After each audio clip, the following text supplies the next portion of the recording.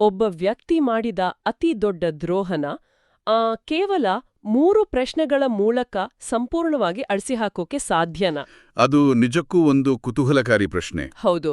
ಒಮ್ಮೆ ಯೋಚಿಸಿ ನೋಡಿ, ಒಬ್ಬ ನಾಯಕ ತನ್ನ ಅತ್ಯಂತ ಕಷ್ಟದ ಸಮಯದಲ್ಲಿರುವಾಗ ಅವನ ಅತ್ಯಂತ ಆಪ್ತ ಅನುಯಾಯಿನೇ ಅಂದ್ರೆ ನನಗೆ ಆತ ಯಾರೆಂದೇ ಗೊತ್ತಿಲ್ಲ ಅಂತ ನಿರಾಕರಿಸ್ತಾನೆ. ಖಂಡಿತ ಅದೊಂದು ಘೋರ ದ್ರೋಹನೇ ಸರಿ. ಅದೇ, ಆ ಘೋರ ದ್ರೋಹದ ನಂತರ ಅವರಿಬ್ರು ಮುಖಾಮುಖಿಯಾದಾಗ ಏನಾಗ್ಬೋದು?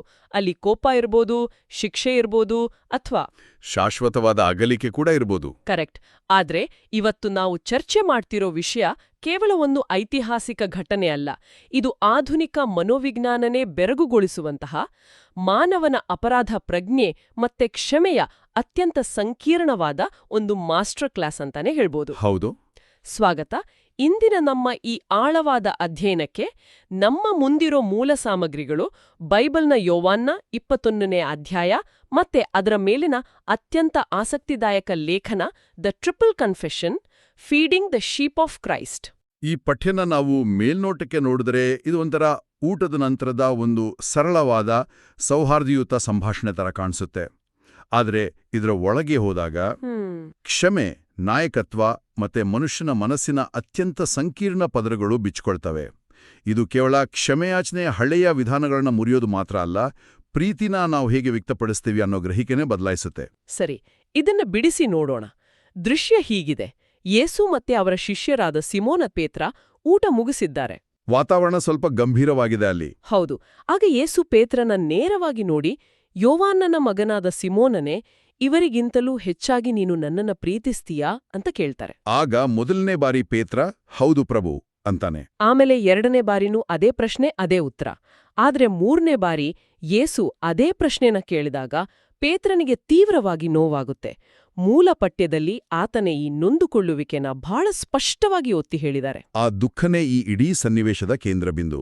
ನಾವು ಸ್ವಲ್ಪ ಹಿಂದಕ್ಕೆ ಹೋದ್ರೆ, ಯೇಸುನ ಶಿಲುಬೆಗೆ ಏರಿಸುವ ಮುನ್ನ ಪೇತ್ರ ಭಯದಿಂದ 3 ಬಾರಿ ನಿರಾಕರಿಸಿದ್ದ. ನನ್ಗೆ ಆತ ಯಾರು ಅಂತಾನೆ ಗೊತ್ತಿಲ್ಲ ಅಂತ ಹೇಳಿದ್ದ. ಹೌದು. ಆ 3 ನಿರಾಕರಣೆಗಳು ಪೇತ್ರನ ಮನಸ್ಸಿನಲ್ಲಿ ಒಂದು ಅಳಿಸಲಾಗದ ಅಪರಾಧ ಪ್ರಜ್ಞೆನ ಸೃಷ್ಟಿ ಮಾಡಿದು. ಲೇಖನ ಇದನ್ನ ಬಹಳ ಆಳವಾಗಿ ವಿಶ್ಲೇಷಣೆ ಮಾಡುತ್ತೆ. ಓಕೆ. ಇಲ್ಲಿ ಯೇಸು ಮಾಡ್ತಿರೋದು ಕೇವಲ ಪ್ರಶ್ನೆ ಕೇಳೋ ಪ್ರಕ್ರಿಯೆಯಲ್ಲ. ಇದೊಂದು ಟ್ರಿಪಲ್ ಅಂಡೂಯಿಂಗ್ ಅಥವಾ ತ್ರಿವಳಿ ಸರಿಪಡಿಸುವಿಕೆ ಅಂತ ಹೇಳಬಹುದು. ಅಂದ್ರೆ ಪೇತ್ರನ ಮನಸ್ಸಲ್ಲಿ ಮೂಡಿರೋ ಆ 3 ನಿರಾಕರಣೆಗಳ ಗಾಯನ 3 ಪ್ರೀತಿಯ ನಿವೇದನೆಗಳ ಮೂಲಕ ಅಳಿಸಿ ಹಾಕೋ ಒಂದು ಮಾನಸಿಕ ಚಿಕಿತ್ಸೆ ಅಂತೀರಾ? ಖಂಡಿತ. ಅದನ್ನೇ ಲೇಖನ ಕೂಡ ಹೇಳೋದು. ಇದನ್ನ ಅರ್ಥ ಮಾಡ್ಕೊಳ್ಳಕ್ಕೆ ನಾನೊಂದು ಉದಾಹರಣೆ ತಗೊಳ್ತೀನಿ. ಹೌದು. ಒಬ್ಬ ವ್ಯಕ್ತಿಯ ಮೂಳೆ ಮುರಿದಾಗ ಅಥವಾ ಸ್ನಾಯು ತೀವ್ರವಾಗಿ ಹರಿದಾಗ ಕೇವಲ ಪ್ಲಾಸ್ಟರ್ ಹಾಕಿ ವಿಶ್ರಾಂತಿ ಪಡ್ಕೊಂಡ್ರೆ ಸಾಲದು ಅಲ್ವಾ? ಹೌದು. ಅದಕ್ಕೆ ಬೇರೆನೇ ಚಿಕಿತ್ಸೆ ಬೇಕಾಗುತ್ತೆ. ಕರೆಕ್ಟ್. ಆ ಮುರಿದ ಭಾಗನ ಮತ್ತೆ ಗುಣಪಡಿಸೋಕೆ ಫಿಸಿಯೋಥೆರಪಿ ಮೂಲಕ ಅದೇ ಸ್ನಾಯುವಿಗೆ ಪದೇ ಪದೇ ಶ್ರಮ ಹಾಕಬೇಕಾಗುತ್ತೆ. ಆ ರೀತಿ ಶ್ರಮ ಹಾಕುವಾಗ ಆರಂಭದಲ್ಲಿ ವಿಪರೀತ ನೋವಿರುತ್ತೆ. ತುಂಬಾ ನೋವಾಗುತ್ತೆ. ಆದ್ರೆ ಆ ನೋವಿನ ಪ್ರಕ್ರಿಯೆಯಿಂದಲೇ ಆ ಸ್ನಾಯು ಮೊದಲಿಗಿಂತ ಹೆಚ್ಚು ಬಲಶಾಲಿಯಾಗಿ ಮಾರ್ಪಡುತ್ತೆ. ಪೇತ್ರನ ಮನಸ್ಸಲ್ಲಿ ಆಗಿದ್ದು ಅದೇ ರೀತಿಯ ಒಂದು ಭಾವನಾತ್ಮಕ ಮೂಳೆ ಮುರಿತ ಅನಿಸ್ತಿದೆ. ವಾವ್, ಇದು ಅತ್ಯಂತ ಸೂಕ್ತವಾದ ಹೋಲಿಕೆ. ಪೇತ್ರನ ಆ ಭಾವನಾತ್ಮಕ ಸ್ನಾಯು ಸಂಪೂರ್ಣವಾಗಿ ಹರಿದು ಹೋಗಿತ್ತು. ಆತನಿಗೆ ತನ್ನ ಮೇಲೇನೇ ನಂಬಿಕೆ ಇರಲಿಲ್ಲ. ಖಂಡಿತ. ಇಲ್ಲಿ ಗಮನಿಸಬೇಕಾದ ಅತ್ಯಂತ ಆಸಕ್ತಿದಾಯಕ ಅಂಶ ಏನಂದ್ರೆ, ಯೇಸುವಿಗೆ ಪೇತ್ರನಿಂದ ಕ್ಷಮೆಯಾಚನೆ ಅಗತ್ಯ ಇರಲಿಲ್ಲ. ಓಕೆ. ಯೇಸುವಿಗೆ ಆತ ಪ್ರೀತಿಸ್ತಾನೆ ಅನ್ನೋದು ಮೊದಲೇ ತಿಳಿದಿತ್ತಾ? ಹೌದು. ಆದ್ರೆ ಪೇತ್ರನಿಗೆ ತನ್ನ ಒಳಗಿನ ಅಪರಾಧ ಪ್ರಜ್ಞೆಯ ಭಾರನ ಇಳಿಸ್ಕೊಳ್ಳೋಕೆ, ತಾನೊಬ್ಬ ದ್ರೋಹಿ ಅನ್ನೋ ಸ್ವಯಂ ಕಳಂಕದಿಂದ ಹೊರಬರೋಕೆ ಈ ಫಿಸಿಯೋಥೆರಪಿ ಅಂತ ಪ್ರಕ್ರಿಯೆ ಬೇಕಿತ್ತು. ಅಂದ್ರೆ ಮೆದುಳಲ್ಲಿ ಬೇರೂರಿದ್ದ ಆ 3 ನಿರಾಕರಣೆಗಳನ್ನ ಬಲವಂತವಾಗಿ ಅಳಿಸಿ ಅಲ್ಲಿ 3 ಪ್ರೀತಿಯ ಒಪ್ಪಿಗೆಗಳನ್ನ ಸ್ಥಾಪಿಸೋಕೆ ಯೇಸು ವೇದಿಕೆ ಒದಗಿಸ್ಕೊಡ್ತಿದ್ರು. ಎಕ್ಸಾಕ್ಟ್ಲಿ. ಅಂದ್ರೆ ಆ 3 ಪ್ರಶ್ನೆಗಳು ಪೇತ್ರನ ಮಾನಸಿಕವಾಗಿ ಗುಣಪಡಿಸೋಕೆ ವಿನ್ಯಾಸಗೊಳಿಸಿದ ಒಂದು ತಂತ್ರ ಅಂತ ಆಯ್ತು. ಆದ್ರೆ ಈ ವಿವರಣೆ ಕೇಳಿದಾಗ ನನಗೊಂದು ಪ್ರಶ್ನೆ ಮೂಡುತ್ತಿದೆ. ನಿರಾಕರಿಸಿದ್ದ ಅನ್ನೋ ಒಂದೇ ಲೆಕ್ಕಾಚಾರಕ್ಕೆ ಯೇಸು ಆ ಪ್ರಶ್ನೆನ 3 ಬಾರಿ ಕೇಳಿದ್ರಾ? ಅಂದ್ರೆ ನಿಮ್ಮ ಪ್ರಕಾರ? ಅಂದ್ರೆ ಒಂದು ವೇಳೆ ಆತ 4 ಬಾರಿ ನಿರಾಕರಿಸಿದ್ರೆ 4 ಬಾರಿ ಕೇಳ್ತಿದ್ರಾ? ಇದು ಕೇವಲ ಗಣಿತದ ಲೆಕ್ಕಾಚಾರ ತರ ಕಾಣಿಸುತ್ತೆ. ಈ 3 ಅನ್ನೋ ಸಂಖ್ಯೆ ಹಿಂದೆ ಇನ್ನೇನಾದ್ರೂ ಆಳವಾದ ಅರ್ಥ ಇದೆಯಾ? ಇದು ಈ ಚರ್ಚೆನ ಮತ್ತೊಂದು ಮಜಲಿಗೆ ತಗೊಂಡೋಗೋ ಪ್ರಶ್ನೆ. ಲೇಖನ ಕೇವಲ ಪೇತ್ರನ ಇತಿಹಾಸದ ಲೆಕ್ಕಾಚಾರಕ್ಕೆ ಸೀಮಿತ ಆಗಲ್ಲ. 3 ಅನ್ನೋ ಸಂಖ್ಯೆ ಬೈಬಲ್ ಮತ್ತೆ ಕ್ರಿಶ್ಚಿಯನ್ ಆಧ್ಯಾತ್ಮಿಕತೆಯಲ್ಲಿ ಬಹಳ ಆಳವಾದ ಸಾಂಕೇತಿಕ ಅರ್ಥ ಹೊಂದಿದೆ. ಓಹೋ. 3 ಅನ್ನೋದು ಪರಿಪೂರ್ಣತೆಯ ಅಥವಾ ಸಂಪೂರ್ಣತೆಯ ಸಂಕೇತ, ಅಂದ್ರೆ ನಂಬರ್ ಆಫ್ ಪರ್ಫೆಕ್ಷನ್ ಅಂತಾರೆ. ಪರಿಪೂರ್ಣತೆ ಅಂದ್ರೆ ಯಾವುದಾದ್ರೂ ಒಂದು ವಿಚಾರನ ಅತ್ಯುನ್ನತ ಮಟ್ಟಕ್ಕೆ ಕೊಂಡೊಯ್ಯೋದು ಅಂತ ಅರ್ಥೈಸ್ಬೋದಾ? ಹೌದು. ಉದಾಹರಣೆಗೆ ಬೈಬಲ್ನ ಪ್ರಾರ್ಥನೆಗಳಲ್ಲಿ ದೇವರನ್ನ ಸ್ತುತಿಸುವಾಗ ಕೇವಲ ಪವಿತ್ರ ಅಂತ ಹೇಳಲ್ಲ, ಬದಲಾಗಿ ಪವಿತ್ರ ಪವಿತ್ರ ಪವಿತ್ರ ಅಂತ 3 ಬಾರಿ ಹೇಳಲಾಗುತ್ತೆ. ಅಂದ್ರೆ ಅವರು ಅತ್ಯಂತ ಪವಿತ್ರರು ಅಂತ ಸೂಚಿಸೋಕೆ. ಅದೇ ರೀತಿ ಯೇಸು ಪೇತ್ರನಿಗೆ 3 ಬಾರಿ ಪ್ರೀತಿನ ವ್ಯಕ್ತಪಡಿಸೋಕ್ ಅವಕಾಶ ನೀಡಿದಾಗ ಅದು ಕೇವಲ ಆತನ 3 ತಪ್ಪುಗಳನ್ನ ಸರಿಪಡಿಸೋ ಯಾಂತ್ರಿಕ ಪ್ರಕ್ರಿಯೆ ಆಗಿರಲಿಲ್ಲ. ಬದಲಾಗಿ ಪ್ರೀತಿನ ಅದರ ಅತ್ಯುನ್ನತ, ಪರಿಪೂರ್ಣ ಮತ್ತೆ ಅತ್ಯಂತ ಆಳವಾದ ರೀತಿಯಲ್ಲಿ ವ್ಯಕ್ತಪಡಿಸೋ ಒಂದು ತ್ರಿವಳಿ ನಿವೇದನೆ ಆಗಿತ್ತು. ಆದ್ರೆ ಇಲ್ಲಿ ನಾನೊಂದು ಕಠಿಣವಾದ ಪ್ರಶ್ನೆನ ಕೇಳಲೇಬೇಕು. ಖಂಡಿತ ಕೇಳಿ. ಈ ಇಡೀ ಪ್ರಕ್ರಿಯೆ ನೋಡ್ದಾಗ ಒಂದು ರೀತಿಯಲ್ಲಿ ದೇವರಿಗೆ ಪದೇ ಪದೇ ಅಂಗಲಾಚಬೇಕು ಅನ್ನೋ ತರ ಕಾಣಲ್ವಾ? ಅಂದ್ರೆ ಯಾವ ಅರ್ಥದಲ್ಲಿ? ಅಂದ್ರೆ ನಾವೇನಾದ್ರೂ ತಪ್ಪು ಮಾಡ್ದಾಗ ನಾವು 3 ಬಾರಿ ಅಥವಾ ಪದೇ ಪದೇ ಬೇಡ್ಕೊಳ್ಳೋವರೆಗೂ ದೇವ್ರು ನಮ್ಮ ಪಾಪಗಳನ್ನ ಎತ್ತಿ ತೋರಿಸ್ತಾ ಮುನಿಸ್ಕೊಂಡು ಕೂರ್ತಾನ? ಆ ತಪ್ಪೊಪ್ಕೊಂಡ ತಕ್ಷಣ ಸರಿ ಬಿಡು ಅಂತ ಹೇಳೋ ಬದ್ಲು ಆ ತಪ್ಪನ್ನೇ ಕೆದಕಿ ನೋವು ಕೊಡೋದು ಒಂದು ರೀತಿಯ ಮಾನಸಿಕ ಹಿಂಸೆ ಅಲ್ವಾ? ಈ ಆಕ್ಷೇಪಣೆ ಅತ್ಯಂತ ಪ್ರಸ್ತುತವಾದದ್ದು. ಮತ್ತೆ ಅನೇಕರು ಈ ಪಠ್ಯನ ಓದಿದಾಗ ಇದೇ ರೀತಿಯ ತಪ್ಪು ಗ್ರಹಿಕೆಗೆ ಒಳಗಾಗ್ತಾರೆ. ಹೌದಾ? ಹೌದು. ಆದರೆ ನಮ್ಮ ಆಧಾರವಾಗಿರೋ ಲೇಖನ ಈ ವಿಚಾರನ ಬಹಳ ಎಚ್ಚರಿಕೆಯಿಂದ ನಿರ್ವಹಿಸುತ್ತೆ. ಇಲ್ಲ, ಯೇಸು ಇಲ್ಲಿ ಕೋಪಗೊಂಡು ಕೂತಿಲ್ಲ ಅಥವಾ ಪೇತ್ರನಿಗೆ ಶಿಕ್ಷೆ ಕೊಡುತ್ತಿಲ್ಲ. ಹಾಗಾದ್ರೆ ಆ ಪದೇ ಪದೇ ಕೇಳೋ ಪ್ರಶ್ನೆಗಳ ಉದ್ದೇಶ ಏನು? ಕರುಣೆಯ ನಿಜವಾದ ಸ್ವರೂಪ ಅಂದ್ರೆ ಮಾಡಿವ ತಪ್ಪನ್ನ ಮರೆಮಾಚೋದಲ್ಲ ಅಥವಾ ಮೇಲ್ನೋಟಕ್ಕೆ ಏನೂ ಆಗಿಲ್ಲ ಅಂತ ನಡ್ಸೋದಲ್ಲ. ಯೇಸು ನಮ್ಮ ತಪ್ಪುಗಳನ್ನ, ದೌರ್ಬಲ್ಯಗಳನ್ನ ಮುಚ್ಚಾಕೋ ಬದಲು ಅವುಗಳನ್ನ ಆಳವಾದ ಪ್ರೀತಿನ ಬೆಳೆಸ್ಕೊಳ್ಳೋಕೆ ಒಂದು ಪ್ರೇರಣೆಯಾಗಿ, ಅಂದ್ರೆ ಮೋಟಿವೇಶನ್ ಆಗಿ ಬಳಸ್ಕೊಳ್ಳೋಕೆ ಆಹ್ವಾನಿಸ್ತಾರೆ. ಅಂದ್ರೆ ನಮ್ಮ ತಪ್ಪುಗಳೇ ನಮ್ಮನ್ನ ನಾವು ಅರಿಯೋಕೆ ಸಹಾಯ ಮಾಡೋ ಕನ್ನಡಿಯಾಗುತ್ತೆ ಅಂತ ಹೇಳ್ತಿದ್ದೀರಾ?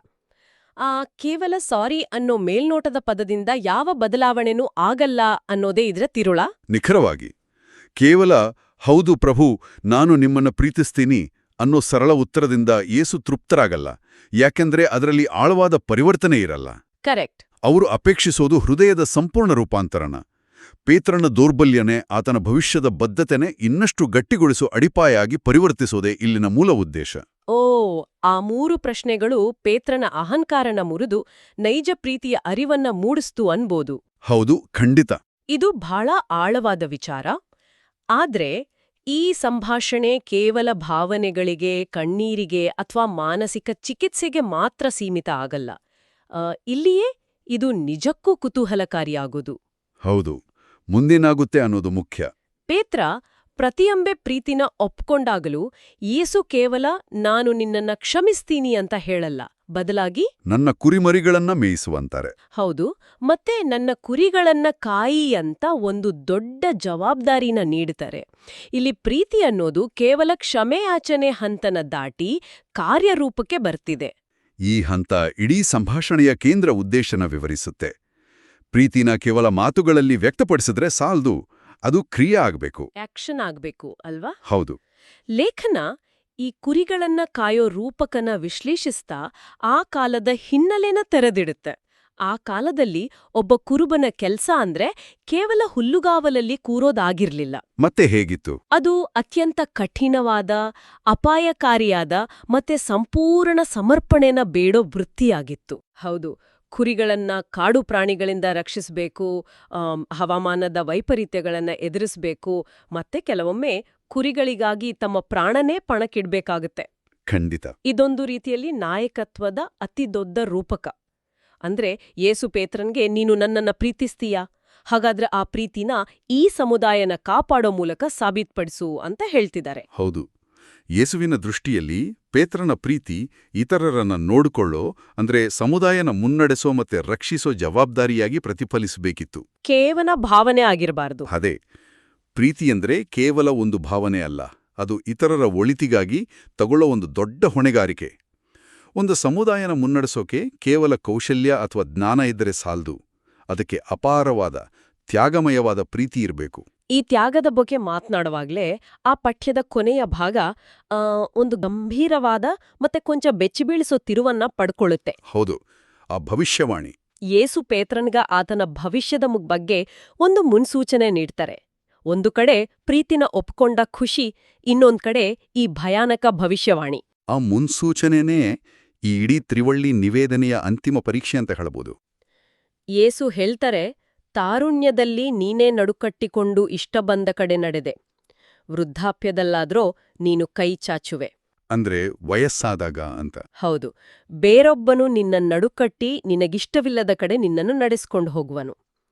ಇದು ಮೇಲ್ನೋಟಕ್ಕೆ ವಯಸ್ಸಾಗುವಿಕೆಯ ಸಹಜ ಪ್ರಕ್ರಿಯೆ ತರ ಕಂಡ್ರೂ ಆ ವಾಕ್ಯಗಳ ಹಿಂದಿರೋ ಅರ್ಥ ಬಹಳ ಗಂಭೀರವಾಗಿದೆ. ಲೇಖನ ವಿವರಿಸುವ ಹಾಗೆ ಪೇತ್ರ ಎಂಥ ಸಾವಿನಿಂದ ದೇವರ ಮಹಿಮೆನ ಬೆಳಗಿಸ್ತಾನೆ ಅಂತ ಸೂಚಿಸಿ ಹಾಗೆ ಹೇಳಿದ್ರು. ಇದು ನಿಜಕ್ಕೂ ಆಘಾತಕಾರಿ. ಹೌದು, ಪ್ರೀತಿನ ಒಪ್ಕೊಂಡ ತಕ್ಷಣವೇ ಸಿಗೋ ಬಹುಮಾನ ಅಂದ್ರೆ ಆ ಪ್ರೀತಿಗಾಗಿ ಪ್ರಾಣನ ತ್ಯಾಗ ಮಾಡಬೇಕಾಗುತ್ತೆ ಅನ್ನೋ ಸೂಚನೆ.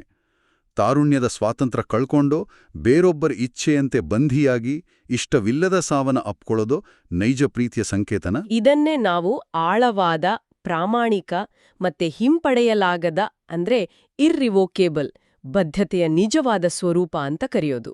ವಾವ್! ಯೇಸು ಪೇತ್ರನಿಗೆ ವಾಸ್ತವನ ತೆರೆದಿಡ್ತಿದ್ದಾರೆ. ನೀನು ನನ್ನನ್ನು ಪ್ರೀತಿಸ್ತೀಯಾ? ಹಾಗಾದ್ರೆ ಆ ಪ್ರೀತಿ ನಿನ್ನನ್ನು ಸುಖದ ಸುಪ್ಪತ್ತಿಗೆಗೆ ಕೊಂಡೊಯ್ಯಲ್ಲ. ಬದಲಾಗಿ ಅದು ನಿನ್ನನ್ನ ಕಷ್ಟಗಳತ್ತ, ತ್ಯಾಗದತ್ತ ಮತ್ತೆ ಅಂತಿಮವಾಗಿ ನಿನ್ನ ಇಚ್ಛೆಗೆ ವಿರುದ್ಧವಾದ ಸಾವಿನತ್ತ ಕೊಂಡೊಯ್ಯುತ್ತೆ. ಆದ್ರೂ ನೀನು ಆ ಜವಾಬ್ದಾರಿ ಹೊರಲು ಸಿದ್ಧನಿದೆಯಾ? ಇದು ಬಹಳ ದೊಡ್ಡ ಪ್ರಶ್ನೆ. ಹೌದು. ಈ ಭವಿಷ್ಯವಾಣಿ ಸ್ಪಷ್ಟಪಡಿಸೋದು ಏನಂದ್ರೆ, ನೈಜ ಪ್ರೀತಿ ಮತ್ತೆ ನಾಯಕತ್ವ ಅಂದ್ರೆ ನಮ್ಮ ಸ್ವಂತ ಇಚ್ಛೆನ ಬದಿಗೊತ್ತಿ ಉನ್ನತ ಉದ್ದೇಶಕ್ಕಾಗಿ ನಮ್ಮನ್ನ ನಾವು ಸಂಪೂರ್ಣವಾಗಿ ಅರ್ಪಿಸ್ಕೊಳ್ಳೋದು. ಎಂಥ ಅದ್ಭುತವಾದ ಮತ್ತೆ ಅಷ್ಟೇ ತೀವ್ರವಾದ ವಿಕಸನ ಇದು. ಒಂದು ಸರಳವಾದ ಊಟದ ನಂತರದ ಪ್ರಶ್ನೆಯಿಂದ ಪ್ರಾರಂಭವಾದ ಈ ಅಧ್ಯಯನ ನಮ್ಮನ್ನ ಎಲ್ಲಿಗೆ ತಂದು ನಿಲ್ಲಿಸಿದೆ ನೋಡಿ. ಖಂಡಿತ. ಆರಂಭದಲ್ಲಿ ಭರದಿಂದ 3 ಬಾರಿ ನಿರಾಕರಿಸಿದ ಒಬ್ಬ ವ್ಯಕ್ತಿ, ನಂತರ ಅವನ ಮನಸ್ಸಿನ ಆಳದಲ್ಲಿದ್ದ ಅಪರಾಧ ಪ್ರಜ್ಞೆನ ಗುಣಪಡಿಸೋಕೆ 3 ಬಾರಿಯ ಪ್ರಶ್ನೆಯೋ ಚಿಕಿತ್ಸೆ, ಆ ಮೂಲಕ ಮೂಡೋ ಪರಿಪೂರ್ಣ ಪ್ರೀತಿ. ಆ ಪ್ರೀತಿಯುತ್ತರೋ ಅಗಾಧವಾದ ನಾಯಕತ್ವದ ಜವಾಬ್ದಾರಿ ಮತ್ತೆ ಅಂತಿಮವಾಗಿ ತನ್ನ ಪ್ರಾಣನೆ ತ್ಯಾಗ ಮಾಡೋವರೆಗಿನ ಬದ್ಧತೆ. ಇದೇ ಈ ಮೂಲ ಪಠ್ಯನ ಅತಿದೊಡ್ಡ ಸೌಂದರ್ಯ. ಇದು ಕೇವಲ 2000 ವರ್ಷಗಳ ಹಿಂದಿನ ಇತಿಹಾಸದ ಒಂದು ಪುಟವಾಗಿ ಉಳಿಯಲ್ಲ. ಇದು ಮಾನವ ಸ್ವಭಾವದ ದೌರ್ಬಲ್ಯ ಮತ್ತು ಕ್ಷಮೆ ತರೋ ಅಗಾಧ ಜವಾಬ್ದಾರಿಯ ನಡುವಿನ ಸೇತುವೆಯಾಗಿದೆ. ಹೌದು, ಒಂದು ದೊಡ್ಡ ವೈಫಲ್ಯ ಹೇಗೆ ಅತ್ಯುನ್ನತ ಮಟ್ಟದ ಶಕ್ತಿಯಾಗಿ ಮಾರ್ಪಡಬಹುದು ಅನ್ನೋದಕ್ಕೆ ಇದೊಂದು ಜ್ವಲಂತ ಉದಾಹರಣೆ. ಖಂಡಿತ. ಮತ್ತೆ ಈ ಸಂಪೂರ್ಣ ಸಂಭಾಷಣೆನ ನಮ್ಮ ದೈನಂದಿನ ಜೀವನಕ್ಕೆ ಅನ್ವಯಿಸಿ ನೋಡೋದು ಬಹಳ ಮುಖ್ಯ. ನಮ್ಮ ಜೀವನದಲ್ಲಿ ನಾವೆಲ್ಲರೂ ಯಾವುದಾದರೂ ಒಂದು ರೀತಿಯಲ್ಲಿ ಯಾವುದಾದ್ರೂ ಒಂದು ಹಂತದಲ್ಲಿ ತಪ್ಪುಗಳನ್ನ ಮಾಡ್ತೀವಿ. ಹೌದು, ಯಾರೂ ಪರಿಪೂರ್ಣರಲ್ಲ. ನಮ್ಗೆ ಪ್ರಿಯವಾದವರ ವಿಶ್ವಾಸಕ್ಕೆ ದ್ರೋಹ ಬಗೆತೀವಿ, ನಮ್ಮ ನಂಬಿಕೆಗಳಿಂದ ವಿಮುಖರಾಗ್ತೀವಿ, ಅಥವಾ ನಮ್ಮನ್ನೇ ನಾವು ಕೀಳಾಗಿ ಕಾಣ್ತೀವಿ. ಆದ್ರೆ ಈ ಆಳವಾದ ಅಧ್ಯಯನ ನಮ್ಗೆ ಹೇಳಿಕೊಡೋದೇನಂದ್ರೆ, ಆ ತಪ್ಪುಗಳನ್ನ ನಮ್ಮ ಬೆನ್ನ ಮೇಲಿನ ಶಾಶ್ವತ ಕಲೆಯಾಗಿ ಅಥವಾ ಹೊರೆಯಾಗಿ ನೋಡಬಾರ್ದು. ಕರೆಕ್ಟ್. ಬದಲಾಗಿ ಆ ನೋವನ್ನ ಎದುರಿಸಿ ನಮ್ಮ ಬದ್ಧತೆ ಮತ್ತೆ ಪ್ರೀತಿನ ಇನ್ನಷ್ಟು ಆಳವಾಗಿ, ಇನ್ನಷ್ಟು ಪರಿಪೂರ್ಣವಾಗಿ ವ್ಯಕ್ತಪಡಿಸೋಕೆ ಸಿಕ್ಕ ಒಂದು ಹೊಸ ಅವಕಾಶ ಅಂತ ಪರಿಗಣಿಸ್ಬೇಕು. ತಪ್ಪು ಮಾಡೋದು ಮಾನವ ಸಹಜ. ಆದ್ರೆ ಆ ತಪ್ಪಿನ ಅಪರಾಧ ಪ್ರಜ್ಞೆಯಿಂದ ಓಡಿಹೋಗುವ ಬದಲು ಅದನ್ನ ಎದುರಿಸೋದು ಮುಖ್ಯ. ಕೇವಲ ಕ್ಷಮಿಸಿ ಅಂತ ಹೇಳಿ ಆರಾಮದಾಯಕ ವಲಯಕ್ಕೆ ಮರಳೋದು ಸುಲಭ. ಆದರೆ ಆ ತಪ್ಪಿನಿಂದ ಉಂಟಾದ ಗಾಯನ ಗುಣಪಡಿಸ್ಕೊಂಡು ಒಂದು ಹೊಸ ಜವಾಬ್ದಾರಿನ ಹೊರುವ ಸಾಮರ್ಥ್ಯ ಪಡ್ಕೊಳ್ಳೋದೇ ನಿಜವಾದ ಪರಿವರ್ತನೆ. ಈ ಪಠ್ಯ ನಮ್ಗೆ ಅದೇ ಭರವಸೆನೇ ನೀಡುತ್ತೆ. ಈ ಆಳವಾದ ಅಧ್ಯಯನನ ಮುಕ್ತಾಯಗೊಳಿಸೋ ಮುನ್ನ ನನ್ಗೊನ್ನೋ ಆಲೋಚನೆ ಬರ್ತಿದೆ. ಇದನ್ನೊಮ್ಮೆ ಯೋಚಿಸಿ. ನಾವು ಕೇವಲ ಸರಳವಾದ ಕ್ಷಮೆಯಾಚನೆಗಳ ಬಗ್ಗೆ ಒಲವು ತೋರಿಸ್ತೇವೆ, ಆದ್ರೆ ನಮ್ಮ ಅತಿದೊಡ್ಡ ವೈಫಲ್ಯಗಳೇ ನಮ್ಮ ಜೀವನದ ಅತ್ಯಂತ ದೃಢವಾದ ಬದ್ಧತೆಗಳನ್ನ ರೂಪಿಸೋ ನಿರ್ಣಾಯಕ ಘಟ್ಟಗಳಾದ್ರೆ ಹೇಗಿರುತ್ತೆ? ಇದು ನಿಜಕ್ಕೂ ಆಳವಾದ ಪ್ರಶ್ನೆ.